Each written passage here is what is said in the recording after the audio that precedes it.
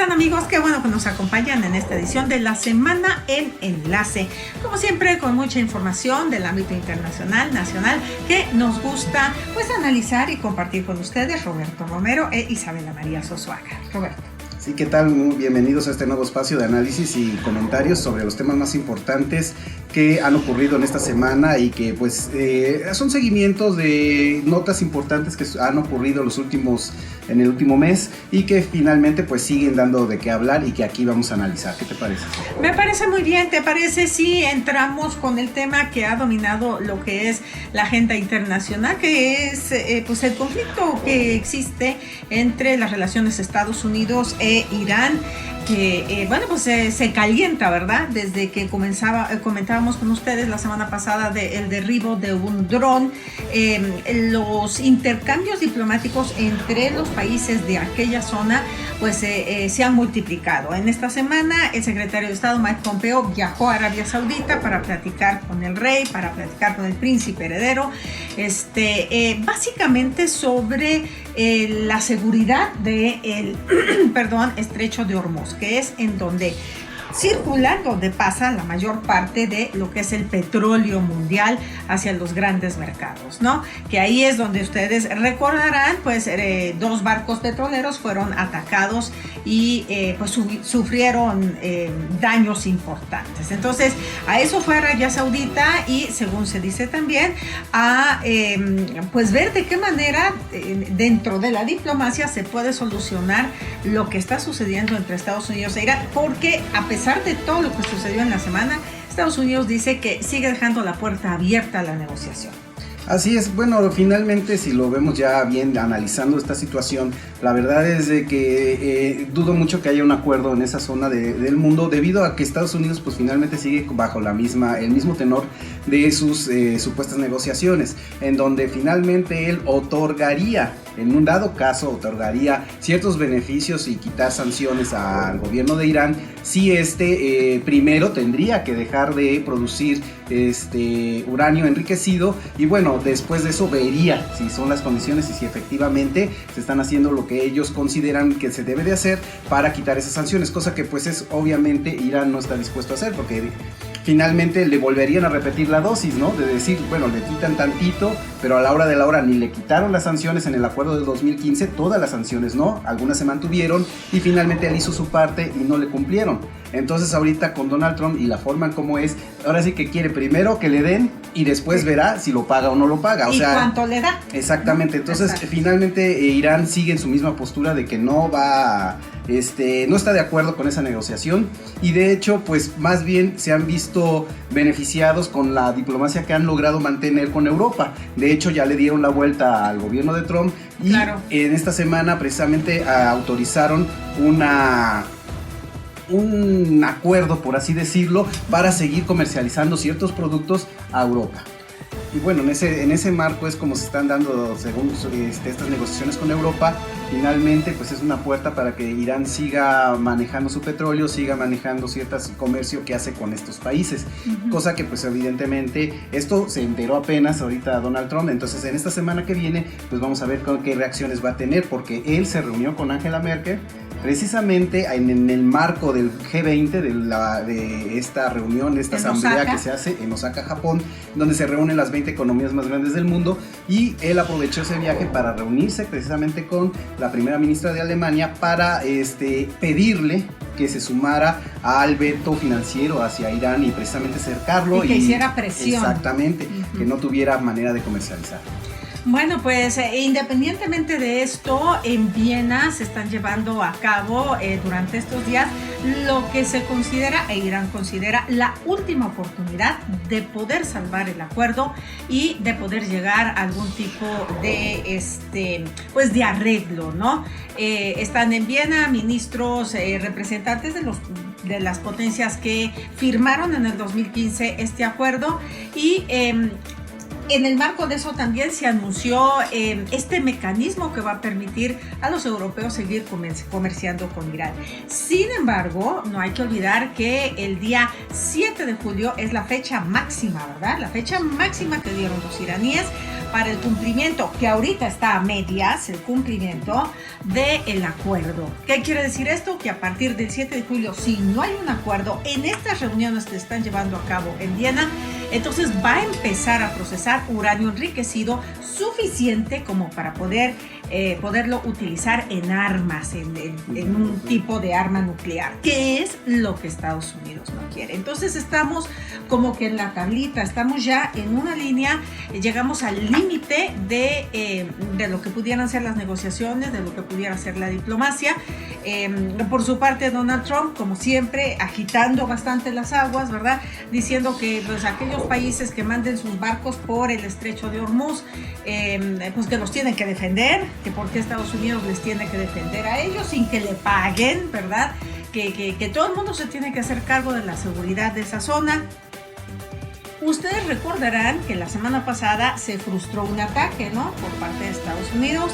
Bueno, pues esta semana salió a la luz que el ataque de bombardeo así que iba a matar a personas, ok, lo canceló, pero sí autorizó un ataque cibernético a lo que serían el sistema de lanzamiento de misiles de Irán y también a su inteligencia. El caso, esto según los principales diarios estadounidenses, el caso es que los iraníes dijeron que no es cierto, que no les había hecho nada, que sufrían este tipo de ataques casi todos los días, que habían quitado no uno, sino como 33 millones, y sigue esta retórica, ¿verdad?, en que se reta uno, se reta el otro, se insulta uno el otro, pero pues todo el mundo, hasta Rusia está pidiendo un poquito más de cordura y de negociación diplomática. Así es, y sobre todo recordando lo que hizo Donald Trump esta semana, en donde pues dijo que una guerra con Irán pues finalmente no iba a ser muy larga, así como presumiendo de que ellos finalmente son el mayor poderío armamentístico que hay en el mundo. Sin embargo, a eso pues el gobierno de Irán respondió de que pues sería prácticamente una fantasía creer que iba a ser una guerra corta. Entonces son declaraciones que finalmente se siguen dando. Definitivamente ahorita viene un fuerte revés para Donald Trump si se da para adelante luz verde este acuerdo que se está logrando con Europa por parte de Irán, y finalmente eso vamos a ver cómo reacciona Donald Trump a esta situación, también tomando en cuenta que él de alguna otra manera está en campaña, que de alguna otra manera también tiene que sopesar cuestiones políticas y que finalmente no le ha ido tan bien, al menos en cuanto a imagen, y ahorita con lo que se está desarrollando del G20 pues es vital para él sacar lo mejor posible las relaciones que se están llevando en este lugar, en Osaka, Japón. Sin embargo, pues Irán por su lado pues se sigue moviendo, y yo no veo remoto que sí se logre un acuerdo y que se refrende ese acuerdo del 2015 por el lado europeo. Sí. Definitivamente yo siento que de Estados Unidos quedará fuera de ese acuerdo. Sin embargo, pues eso le daría tranquilidad al mundo, porque finalmente Irán dejaría de producir lo que tú dices, que a partir del 7 de julio es la fecha límite. Exacto, y bueno, cerrando la semana, justo un poquito antes de irse, ¿verdad?, para la reunión del G20, Donald Trump anunció lo que es nuevas sanciones contra Irán, en este caso contra su líder supremo, el ayatolá Ali Khamenei, y también contra su ministro de Relaciones Exteriores, que es el que ha estado haciendo un papel muy activo, ¿verdad?, por supuesto, en este intercambio retórico. Le congelaron una serie de activos financieros de forma que no se pueda mover, lo mismo para el canciller, ¿no?, para su ministro de Relaciones Exteriores, lo cual hizo enojar, según se dice, mucho al presidente Rouhani allá en Irán, y básicamente dice, bueno, ok, están diciendo que sí vamos a tener un diálogo, pero por el otro lado nos están aplicando sanciones, están amenazando con una guerra. No, esta ya es la guerra, las sanciones son la guerra. Y pues dice que ellos tienen sus métodos, tienen sus planes para poder hacer frente a todas estas sanciones y a todos estos momentos difíciles que les está haciendo financieramente hablando pasar Estados Unidos, ¿no? No pueden vender su petróleo, que es el principal o la principal fuente de ingresos de Irán. Así es que, bueno, pues seguirá esta trama, seguramente seguirá, y vamos a ver, como tú dices, qué sucede dentro de esta próxima semana, que se ve difícil. Así es, esperemos que pues se llegue a un acuerdo y por lo menos se tranquilice un poquito la zona, y después de todo, finalmente lo que está haciendo Donald Trump es propagandístico. También incluso muchas de sus ministros, de sus secretarios, pues han dicho que no están pensando en una guerra con Irán. Sin embargo, pues la forma en cómo se expresa Donald Trump pues no ayuda, no abona a la paz en esa región. No abona, y pues ya los europeos como que también están pintando su raya, ¿no? Porque ya en el marco de todo lo que está sucediendo, Francia le pide a Estados Unidos no contar con la OTAN en sus misiones en el área de Oriente Medio, en el área de el estrecho de Hormuz. Así es que insisten ellos en que es mejor la diplomacia y que con los recursos de la OTAN es mejor no contar. O sea, los aliados como que de alguna manera se abren porque ellos sí quieren participar en su tratado con Irán, ¿no? Bueno, y si les parece, vamos a pasar ahora a otro tema que también fue muy importante, cerrando prácticamente la semana, que fue la reunión del G20, de las 20 economías más grandes del mundo en Osaka, Japón. Y ahí, bueno, todo el mundo estuvo pendiente, por supuesto, de Donald Trump y de Vladimir Putin, porque sí se dio reunión. Por supuesto, los países hablaron con sus respectivas comisiones de temas que no dieron a conocer, pero sí dieron una conferencia de prensa conjunta en donde, bueno, pues se dieron momentos interesantes, porque ustedes recordarán a Trump con todo esto de la trama rusa, recientemente según el exonerado, aunque según los demócratas no, pues un reportero levantó la mano y le dijo, oiga, señor presidente Trump, ¿y sí le va a pedir a Rusia que no interfiera ahora en las próximas elecciones? Y se rió, ¿verdad? Y se volteó y le dijo, no interfieras en las próximas elecciones. Y entonces los dos mandatarios, bueno, se rieron. Fue como una cuestión chascarrillo, una cuestión sarcástica, pero al parecer los demócratas no están muy seguros de que esto no vaya a suceder, aunque Putin dijo que pues Rusia jamás interfirió y que nunca se le pudieron probar que si había habido algún tipo de pues interferencia literal, ¿verdad?, en lo que eran las elecciones de Estados Unidos del 2016. Entonces, bueno, eso fue uno de los momentos más importantes, y por parte de China, pues algo más importante todavía que ya estábamos esperando. Sí, finalmente la reunión del G20, el tema central fue precisamente la guerra comercial entre lo que es Estados Unidos y China, porque precisamente ya estaban los países que forman los 20 países más económicamente activos en el mundo, finalmente ya se empezaban a ver perjudicados por esta guerra comercial. Recordemos el gran conflicto en donde también estuvo involucrada la empresa gigante de telecomunicaciones Huawei, que finalmente pues ponía en muchos predicamentos la comercialización de tecnología a nivel global. Entonces todos los ojos de todas las personas estaban precisamente dirigidos a lo que iba a pasar entre Estados Unidos y China, y la posible reunión que al final de cuentas se da entre Donald Trump y Xi Jinping, presidente de China, y que parece ser que sí hubo avances, que parece ser que sí va a haber de alguna otra manera un arreglo, por lo menos así se ve, que de alguna otra manera ayudará no solamente a la economía mundial, sino también de Estados Unidos, porque Donald Trump estaba bajo mucha presión por parte de sus empresarios, porque ellos ya también se veían afectados con esta guerra comercial. Entonces ahorita con este acercamiento y con esta buena voluntad que se ha empezado a ver, yo siento que pues por lo menos en estos días va a haber cierta tranquilidad en los mercados internacionales. Efectivamente, un tema que sí tocó Vladimir Putin fue el de la migración. Felicitó a Donald Trump por la forma como estaba manejando lo que son los migrantes en su frontera sur, o sea, nuestra frontera norte, y comentó que todo aquel sistema derivado de la Segunda Guerra Mundial había muerto, que la realidad de hoy en día es completamente diferente y que no se puede permitir que migrantes que vengan a tu país bajo el concepto que sea, entren a violar leyes, entren a robar, entren a matar, entren a delinquir, y que pues eso no se puede permitir.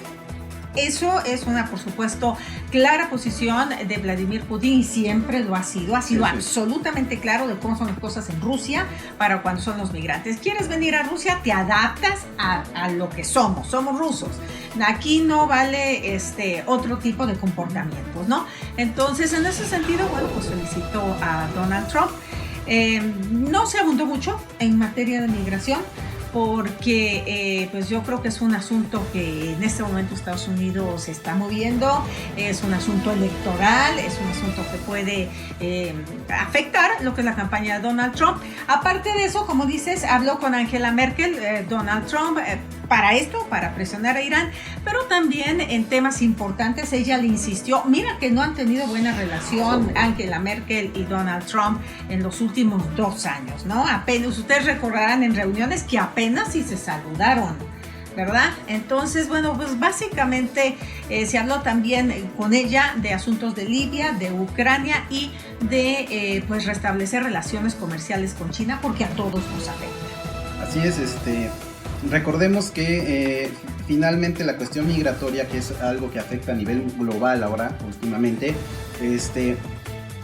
es un tema que no se ha abordado precisamente bien y dedicado en las reuniones internacionales que ha habido, precisamente porque desafortunadamente tiene trasfondos políticos en todos los sentidos, y precisamente es algo que a ningún presidente le interesa hacerlo, excepto, pues sabemos, Vladimir Putin. ¿Por qué? Porque a final de cuentas él es una persona que siempre ha sido muy tajante. Sí. Recordemos lo que está haciendo ahorita con Ucrania, donde ya les dio pasaporte Exacto. a los ucranianos para que puedan entrar al país, pero con miras de debilitar al gobierno ucraniano.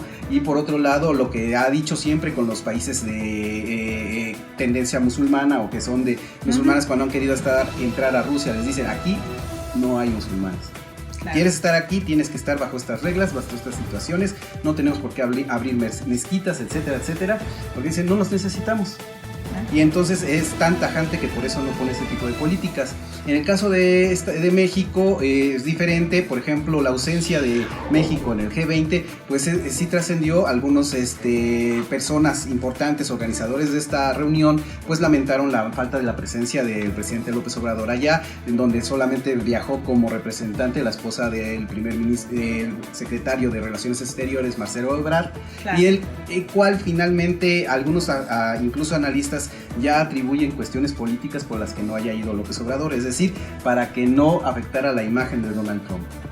Bueno, pues si es así, son arreglos a los cuales, o acuerdos, ¿verdad?, a los cuales nunca vamos a tener acceso, son rumores, y es posible que todo esto se haya arreglado desde que pues hubo esa negociación en donde México accede a controlar lo que es el flujo migratorio. Y hablando precisamente del flujo migratorio, si les parece, vamos a cambiar de tema. Ya quedó absolutamente aclarado: la Guardia Nacional sí tiene facultades para detener a los migrantes indocumentados que cruzan aquí a nuestro país de manera ilegal en el sentido de no presentar sus papeles, de no registrarse, de no darse de alta ante el Instituto Nacional de Migración. Es absolutamente claro, el secretario de la Defensa dijo que tienen toda la capacidad de detener a estos individuos. Es una falta administrativa, no es un delito, no han cometido un delito, no los van a llevar a una cárcel, pero sí los van a llevar a una estación migratoria en donde van a recibir la documentación pertinente. Y bueno, pues ya se verá que dependiendo de si son extracontinentales, ¿no?, como de Haití, África, etcétera, o si son centroamericanos, cómo se va a manejar esa situación. Sí, y también te pongamos de manifiesto que esta semana fue difícil precisamente entre la imagen de la Guardia Nacional. Países de Centroamérica, pues finalmente encabezados por Guatemala, presentaron una queja precisamente en contra de los supuestos malos tratos que se están haciendo en los centros de detención por parte de la Guardia Nacional y en general de la Secretaría, de la Dirección de Inmigración en México, cómo se está dando los servicios a las personas que tienen en estos albergues, en estos lugares en la frontera sur, principalmente en el caso concreto en el de Chiapas, en donde dicen que la situación pues es insalubre, en donde pues hay malos tratos, es lo que dice este país. Guatemala, ¿no? Grupos de Guatemala. Sin embargo, debemos de entender que pues sistema está rebasado, que eventualmente va a ir disminuyendo, y sobre todo por lo que acabas de decir, ya que se le da luz verde finalmente a la Guardia Nacional para que efectivamente sí pueda detener y regresar a las personas a lugares de donde están concentrados, a las personas que no lleven documentos al país. Y yo creo que por ese lado es algo que se tenía que hacer, es algo que pues desafortunadamente se va a tener que hacer, porque si no se descontrola toda la situación. Y como les habíamos dicho, finalmente se tenía que hacer por cuestión de seguridad, porque los que estaban sacando provecho de esas caravanas, desgraciadamente, eran los políticos y, por supuesto, el crimen organizado. Ya vimos esta semana los 8 indocumentados centroamericanos que fueron rescatados precisamente por la filtración de que habían entrado al país, ingresado miembros del Estado Islámico. Exacto. Entonces empezaron a revisar diversos transportes, y ahí encontraron estos 8 indocumentados centroamericanos, que afortunadamente para ellos hizo este tipo de operativos, porque ya estaban secuestrados precisamente por la delincuencia organizada. Y son casos aislados, es lo que normalmente está pasando con las personas de Centroamérica que entran al país. Se pierden en el transcurso y desafortunadamente terminan en las filas de la delincuencia organizada de manera forzada. Efectivamente, pues los extorsionan, mandan a pedir dinero a sus familias, solo Dios sabe si hasta los puedan terminar matando, ¿no? La Guardia Nacional tiene desplegado en este momento en la frontera sur de México cerca de 6,500 elementos y 15,000 elementos al norte, ¿no? Eso independientemente son las fronteras. Además ya está en todos los estados y en los municipios principales expulsores de migrantes o de tránsito de migrantes. Entonces, como tú bien dices, el sistema está absolutamente rebasado. El señor de Guatemala se queja, pero ¿qué hizo Guatemala para evitar que estas personas pasaran de manera ilegal a este país, ¿no? ¿Qué está haciendo Guatemala para detener ese flujo migratorio? Tarde o temprano van a tener que hacer algo con ese acuerdo que Estados Unidos insiste en firmar y hacer de Guatemala un tercer país seguro.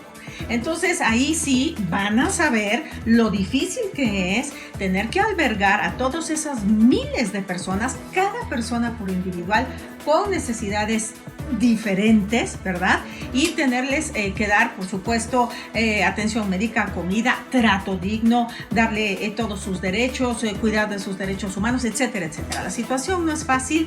Aquí estamos haciendo lo que podemos. Como bien dices, es un inicio. Esperemos que más adelante la situación para los migrantes mejore, ¿no?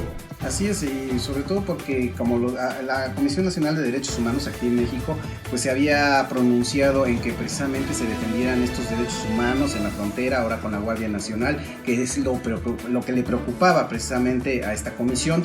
Finalmente, pues creo, o al menos así se ve cómo se ha manejado la información y cómo han salido las cosas, yo siento que los migrantes están más seguros de esta manera, que claro, transitando de la manera que lo hicieron en estos últimos meses, en este año, pues porque efectivamente hay muchos desaparecidos de estas mismas caravanas, nunca llegaron a donde pensaban llegar. ¿Dónde quedaron? Eso es algo que todavía no sabemos. Y sobre todo ver las cargas, lo que implica eso para una economía de un país que de por sí pues está en situación complicada como lo que es México. Y bueno, hablando precisamente del papel importante que la Guardia Nacional está desempeñando en México, no solo en cuestión migratoria, sino en la materia de seguridad en todo el país. Es importante el cierre de esta semana porque salió que quedó aprobado que la Guardia Nacional va a someterse al fuero civil, como era algo que se había venido pidiendo, ¿no? Sí. Que no fuese una policía militar, es una policía militarizada, pero con supervisión civil. Más que nada en el marco del cuidado de los derechos humanos. No, y no solo eso, o sea, si ellos cometen un abuso o algún tipo de cuestiones que no están dentro de la legalidad y del respeto a los derechos humanos, serían juzgados por personas civiles en un tribunal civil. Eso es importante y eso sirve porque para la Comisión Nacional de Derechos Humanos y organismos internacionales también le daría más transparencia, más facilidad de que ellos vigilen que los procesos efectivamente se lleven de manera transparente, que se llegue en un momento dado, si hay un abuso, que si realmente se investigue y se le dé solución a esa situación. Eso es importante también porque la Guardia Nacional de esa manera pues se le da certeza a sus miembros, porque a pesar de que están bajo un fuero civil, siguen manteniendo su rango, siguen manteniendo sus prestaciones, que era algo que les preocupaba también a este grupo de miembros de la Guardia Nacional. Sí, efectivamente, porque hay que recordar que ahí hay miembros de la Marina Armada de México, miembros de lo que es el Ejército Mexicano, ¿verdad? Lo que fue la Policía Federal, sí. Y bueno, tenían ya pues determinado tiempo, antigüedad, todo eso se les va a respetar como funcionarios o representantes de la Guardia Civil, de la Guardia Nacional.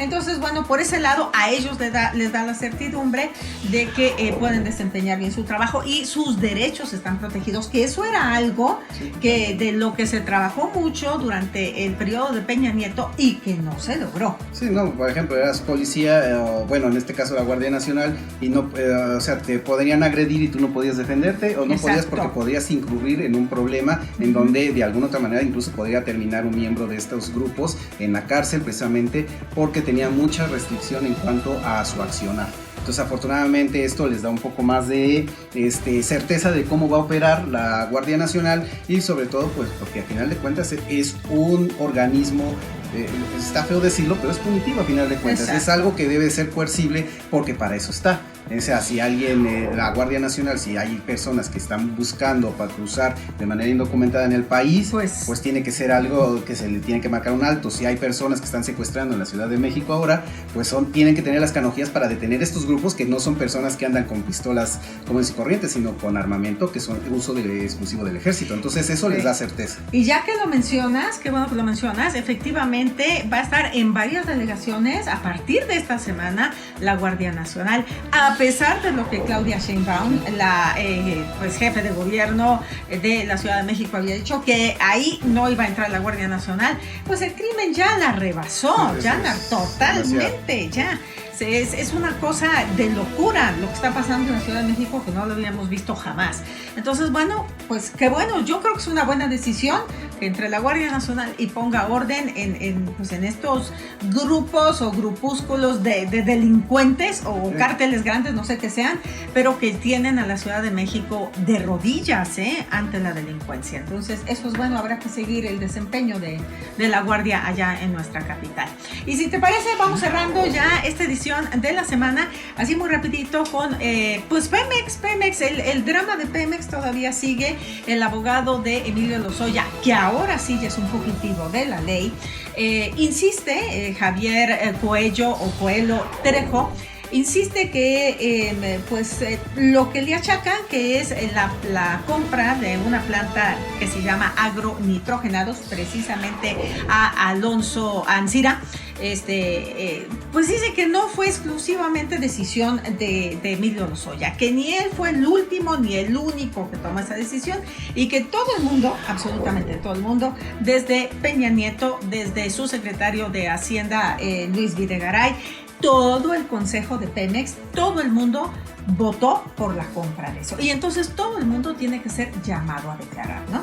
Así es, en ese caso, pues Ancira y también personas que están viendo este caso, finalmente argumentan que pues esa compra se hizo y que se supone que funcionaba bien la planta. Lo que pasa es que como no se liberaron los recursos de manera inmediata, en ese periodo donde no hubo recursos, finalmente, según afirman, que fue como se echó a perder la planta. Exacto. Eso es lo que se dice. Sin embargo, es un tema importantísimo porque involucran precisamente en una transacción nada transparente, en donde incluso pues puede ser la punta de la madeja que desenrede una red de corrupción muy grande, en donde pues finalmente se trianguló con este tipo de compras, de este tipo de situaciones, cosas no tan transparentes, donde hubo mucho dinero de por medio y donde pues se agarraron de pretexto solamente para, incluso algunos dicen, y por eso está en búsqueda de Lozoya, que hay de incluso lavado de dinero. Entonces son cosas serias, son cosas que se van a que con esta investigación pues empiezan a ventilar altos funcionarios de la pasada administración, que pueden estar involucrados en cosas que pues definitivamente son graves. Y al parecer no fue la única. Exacto. No fue el único negocio de este tipo. Entonces, como bien dices, es la punta del iceberg y es posible que estemos escuchando no solo más de Pemex, sino de otro tipo de adquisiciones a través de Lozoya o a través del que fuera el secretario de Hacienda, Luis Videgaray, que es el abogado de Lozoya, insiste, tiene que venir a declarar, y también el expresidente de México. Vamos a ver si es cierto. En otros países sucede. ¿Por qué no? Vamos a ver si es cierto que lo sientan frente a un juez a declarar, ¿no? Así es. Y bueno, ver también, porque esto ya está empezando a ventilar también cuestiones de esa empresa ya con mala fama de lo que es Odebrecht, también ya se empieza a ver involucrada en muchas cosas, en muchas transacciones nada transparentes en el país, lo que ya habíamos mencionado antes, ahorita ya también empieza a alcanzar a México. Pues bueno, si les parece, vamos a detenernos aquí. Nos esperamos la próxima semana con mucha más información. Gracias por su compañía y que tengan un excelente fin de semana. Hasta luego.